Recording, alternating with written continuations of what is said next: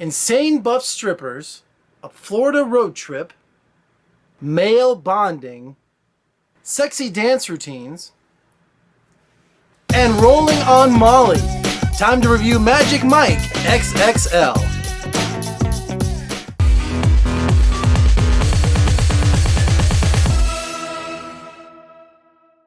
Alright, for the record, I went into Magic Mike XXL kicking and screaming. It was just something I did not want to see. I mean, I didn't see the first Magic Mike, and as of this recording of this, as this review is being recorded, I still haven't seen Magic Mike. Now, I love Steven Soderbergh. I love Channing Tatum. It was just one of those movies I never got around to. I missed a screening, missed it on HBO, it's on demand, whatever, you know. But after watching the sequel, I can't wait to watch the original because I can't believe I'm saying this. I had such a great time with this movie because of the bonding that went on with the guys. I mean, there's so many things going on in Magic Mike.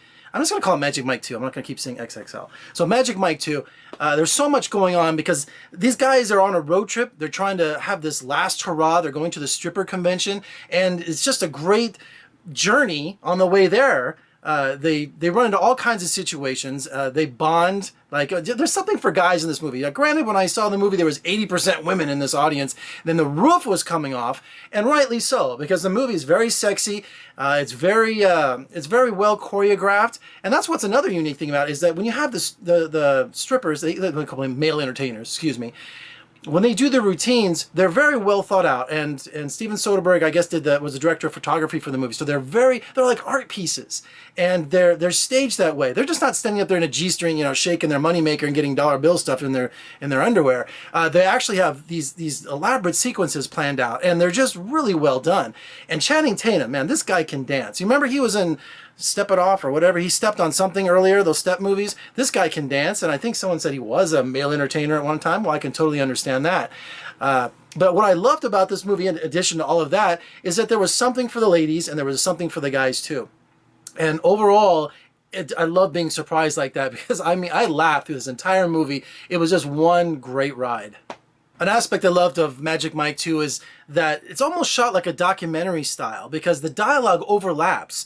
And then what I mean by that is if you have a scene going on with 3 or 4 people, they're talking over each other, but not to the point where you can't understand what's going on, but it sounds like just a regular room conversation. And it just gives this realism to the movie that these characters just come alive. So there's all these situations where they're just talking over each other, and it's almost like they're making it up, but I don't think they are. But there's just scenes where, especially when they're taking ecstasy and they're in this food truck that Gabriel Iglesias he's their MC, and they're riding along the freeway, and for some reason they all decided to drop right there in the middle of the afternoon, all of them traveling at 75 miles an hour. So it just became outrageous humor, and I think, I wonder what it's like to take Molly. Now, just because I'm from Las Vegas and we have the Electronic Daisy Carnival, one of the world's largest raves here for 3 days every year, doesn't mean I know anything about Molly or ecstasy and what it's like, and this visual representation is just something I found on the internet. So I thought it'd be just an interesting experience to find out what the characters in Magic Mike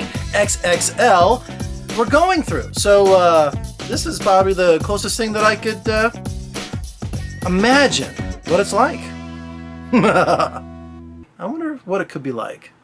There's a lot of great memorable dance sequences in the movie with Channing Tatum at the beginning doing this welding sequence where it's just off the hook. How do we say his name? Oh my god, his name. Joe Manganiello. He does this outrageous dance number inside of 7-Eleven. He's trying to seduce the clerk as a side bet with the guys, and he goes in there and just does this incredible routine. And also at the end of the movie, when they get to the stripper convention, you have Jada Pinkett Smith, who's their MC now, and she just orchestrates this entire program where all the strippers get to shine, especially my favorite stripper, if you have to choose one. Kevin Nash, who plays Tarzan. He's just got this wisdom. He looks like Zeus. He looks like the Greek god Zeus. And he is like the elder statesman of the group who he doesn't say much, but he doesn't have to. He's just there. He reminds me of, gosh, what's his name? From Roadhouse. What's up, mijo? Boa, that looks like it hurts. Elliot, Sam Elliott. I got it. Sam Elliott. He reminds me of Sam Elliott. Like he was a mentor to Patrick Swayze in Roadhouse. So I just saw that too. But Kevin Nash, awesome. Okay, guys, so this is something you can take your girlfriends to, and don't go kicking and screaming like I did. I think you're going to have a good time with it because there's something for everyone in it. It's a surprise hit of the summer. So make sure you take your date, your girlfriend, your wife, whatever. You're going to have a good time at Magic Mike XXL. For more reviews and interviews, just surf on over to my website, vegasfilmcritic.com, grab my podcast at iTunes, and please subscribe if you like what you see. Hey, what's not to like, huh? I'm Jeffrey Gay Howard. I'll see you next time.